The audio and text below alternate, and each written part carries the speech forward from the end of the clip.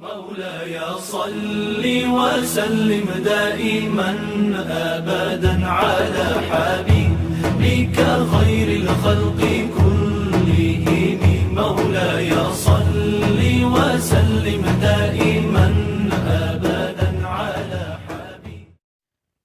Assalamualaikum warahmatullahi wabarakatuh. Sahabat pecinta Al-Quran semuanya, pada video kali ini kita akan membahas kembali bacaan gharib atau bacaan khusus yang ada di dalam Al-Quran. Bacaan khusus yang pertama bernama imalah. Imalah hanya satu di dalam Al-Quran, itu hanya terdapat di dalam surat Hud, surat yang ke-11 ayat 41. Perhatikan di bawah huruf ro ada tulisan kecil yang dibaca dan ditulis imalah. Adapun di Quran cetakan Madinah diberikan tanda sebagai berikut.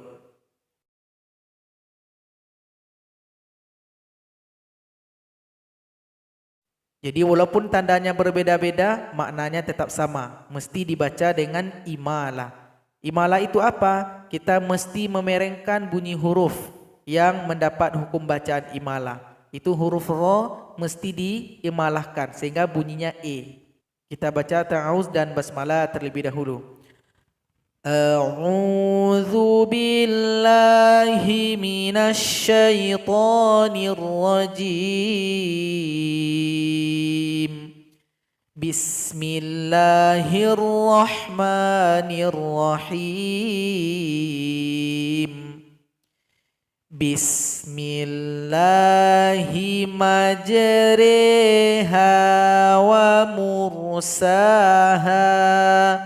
Jadi majroha menjadi majriha. Jadi re mesti dipanjangkan 2 harokat sama dengan bacaan ro-nya karena pakai fathah berdiri. Majriha.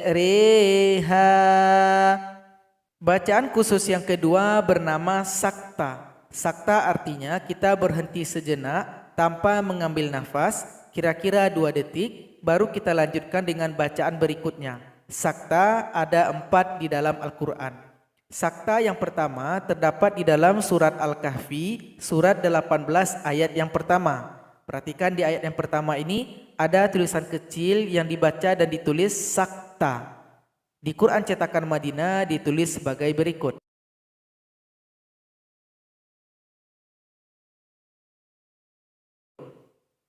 Walaupun tandanya berbeda-beda, namun maknanya sama, mesti dibaca dengan sakta. Kebetulan surah Al-Kahfi ini saktanya itu berada di akhir ayat, maka boleh dibaca dengan 2 cara. Boleh pakai sakta, boleh tidak pakai sakta. Jadi di sini kita dikasih pilihan. Kalau dengan sakta, maka kita tidak boleh menggabung dengan ayat yang berikutnya. Sehingganya di sini tidak boleh terjadi hukum bacaan ikhfa.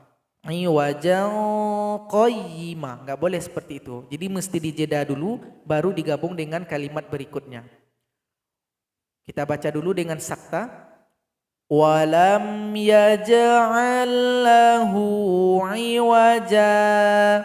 Jeda 2 detik. 1 2. Qayyiman liyunzira ba'san syadida. Jadi kita tetap panjangkan jim, tapi setelah itu kita tahan nafas 2 detik baru disambung. Kalau tanpa dengan sakta, kita jadikan di sini mad iwad. Walam yaj'al lahu iwaja. Ambil nafas. Qayyiman liyunzira ba'san syadida. Jadi ada 2 cara. Boleh dengan sakta, boleh tanpa dengan sakta. Namun mana yang lebih utama? Yaitu lebih utama kita baca dengan sakta. Tapi kalau nafasnya nggak sampai, boleh kita berhenti saja tanpa dengan sakta. Boleh ngambil nafas.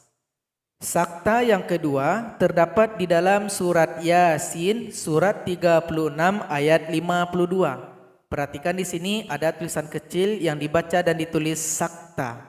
Di Quran cetakan Madinah ditulis sebagai berikut.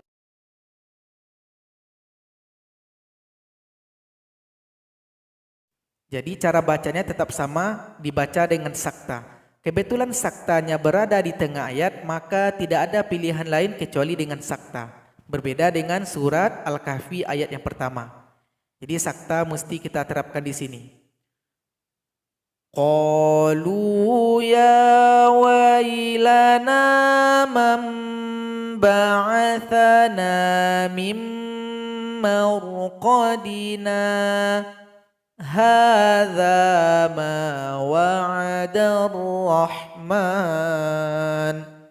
Jadi setelah membaca mim marqadina, jeda 2 detik. 1 2 hadza. Jadi enggak boleh disambung. Sakta yang ketiga terdapat di dalam surat Al-Qiyamah surat 75 ayat yang ke-27. Di sini ada tulisan kecil sakta. Wa qila man raqa. Jadi enggak boleh disambung ya. Marraqa enggak boleh karena ada sakta, berarti dijeda dulu, dipisah, tahan 2 detik baru disambung. Sakta yang keempat atau yang terakhir terdapat di dalam surat Al-Mutaffifin surat 83 ayat ke-14. Di sini ada lagi tulisan kecil sakta. Jadi enggak boleh digabung, mesti dijeda dulu di sini. Kalla bal rana ala qulubihim ma kanu yaksibun. Jadi dijeda dulu selama 2 detik baru digabung dengan kallabal. 1 2 rana ala. Bacaan khusus yang ketiga adalah naqal. Naqal artinya kita memindahkan harokat huruf. Naqal hanya satu di dalam Al-Quran, yaitu hanya terdapat di dalam surat Al-Hujurat surat ke-49 ayat yang ke-11. Di sini sebenarnya kalimat aslinya adalah al-ismu. Jadi ismu. Jadi karena ada naqal, hamzah yang kasro, baris kasronya dipindahkan kepada huruf lam yang sukun. Sehingganya lamnya menjadi hidup, berbaris di bawah.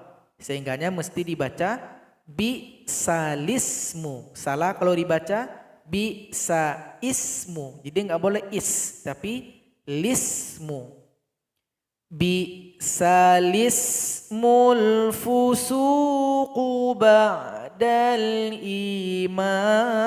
iman. Jadi hanya satu di dalam Al-Quran, hanya dalam surat Al-Hujurat ayat yang ke-11. Bacaan khusus yang keempat adalah tashil. Tashil hanya satu di dalam Al-Quran, yaitu surat Fusilat surat ke-41 ayat 44. Di sini ada tulisan kecil yang dibaca dan ditulis tashil. Dalam Quran cetakan Madinah ditulis sebagai berikut.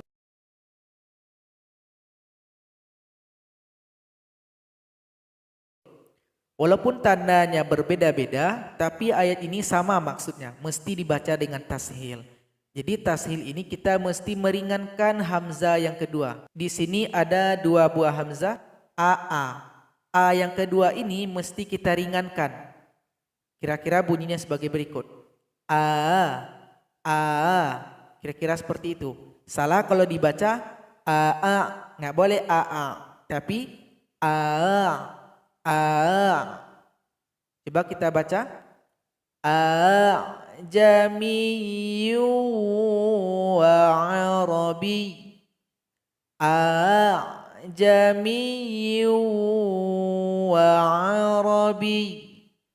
Bacaan khusus yang kelima bernama ishmam. Ishmam hanya satu di dalam Al-Quran, yaitu surat Yusuf surat ke-12 ayat yang ke-11. Di sini ada tulisan kecil yang dibaca dan ditulis ishmam. Dalam Quran cetakan Madinah ditulis sebagai berikut. Walaupun tandanya berbeda-beda, maknanya sama, mesti dibaca dengan ishmam. Jadi ishmam itu adalah kita menampakkan kembali huruf yang terbuang dari kalimat yang kita tunjuk ini. Jadi salah kalau kita baca dengan yang tertulis. La ta'manna. Nggak boleh dibaca seperti yang tertulis. Setelah kita cari, kalimat dasar dari la ta'manna adalah la ta'manuna. La ta'manuna. Jadi huruf nun yang dhamma yang berbunyi nu itu dia telah dibuang. Makanya kita mesti membaca dengan ismam dan kita timbulkan kembali. Namun cara membaca nu itu ada dua jenis. Yang pertama dengan ismam, yang kedua bisa kita baca dengan raum. Raum itu artinya kita timbulkan sepertiga bunyi. Jadi supaya tidak ragu, di dalam ayat 11 ini ada dua cara baca. Bisa kita baca dengan ismam. Itu caranya sebagai berikut. Kalimat la ta'manna asal katanya adalah la ta'manuna. La ta'manuna. Jadi ada bunyi nu di situ. Bunyi nu ini mesti kita baca dengan dua cara. Yang pertama dengan ismam. Artinya nu itu tidak boleh berbunyi. Dia hanya dengan isyarat bibir saja. Jadi volumenya hilang semuanya. Jadi kalau kita baca dengan ismam, la ta'manuna menjadi la ta'manna. Jadi tetap didengungkan sebagai ganti kita untuk membunyikan huruf nu. La ta'manna, la ta'manna. Jadi bunyinya sama dengan la ta'manuna. Tapi bunyi nu itu kita baca dalam hati saja dan kita ganti dengan isyarat bibir saja. Kemudian ayat ini juga bisa dibaca dengan raum. Artinya sepertiga bunyi ada yang keluar. Jadi beda dengan ismam. Jadi raum ini masih ada volumenya sepertiga. La ta'manuna menjadi la ta'manunna, la ta'manunna, nunna, nunna. Kira-kira seperti itu bunyinya. Mari kita baca ta'awuz dan basmalah. A'udzu billahi minasy syaithanir rajim. Bismillahirrahmanirrahim. Kita baca dengan ismam terlebih dahulu. Qalu ya abana malaka la ta'manna ala Yusuf wa inna lahu lanasihun. Kalau dengan raum, qalu ya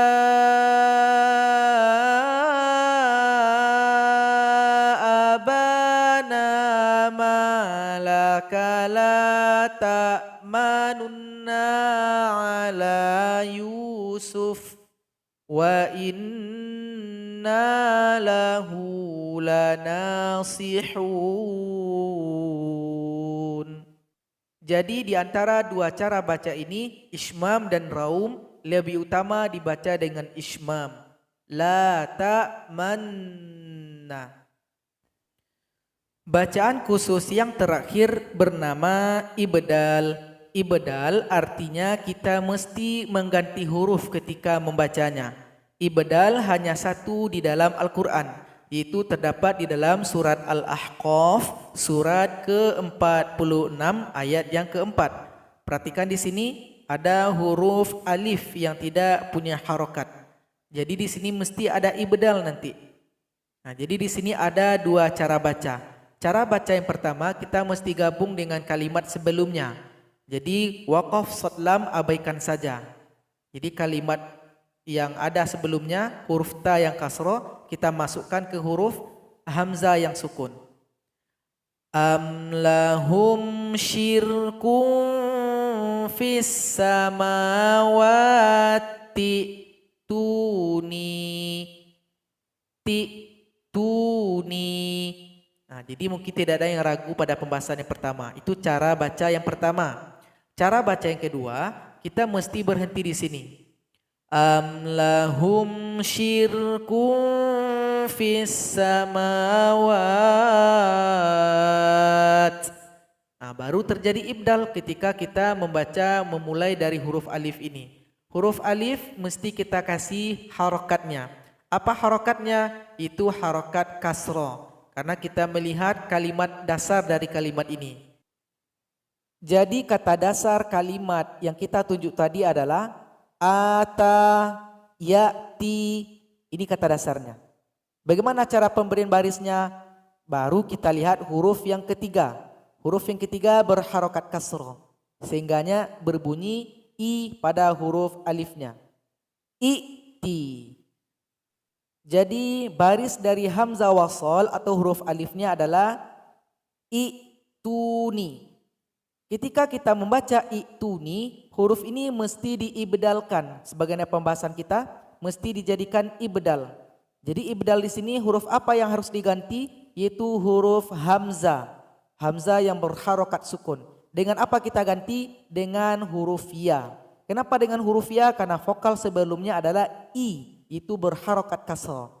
Jadi harokat kasroh dia dekat dengan huruf ya yang berharokat sukun. Jadi cara yang betul untuk membacanya adalah ituni. Sehingganya i menjadi mad ya atau menjadi mad asli. Sehingganya dipanjangkan 2 harokat atau 2 ketukan atau selama 2 detik. Jadi cara baca yang kedua adalah am lahum syirkun fis samawat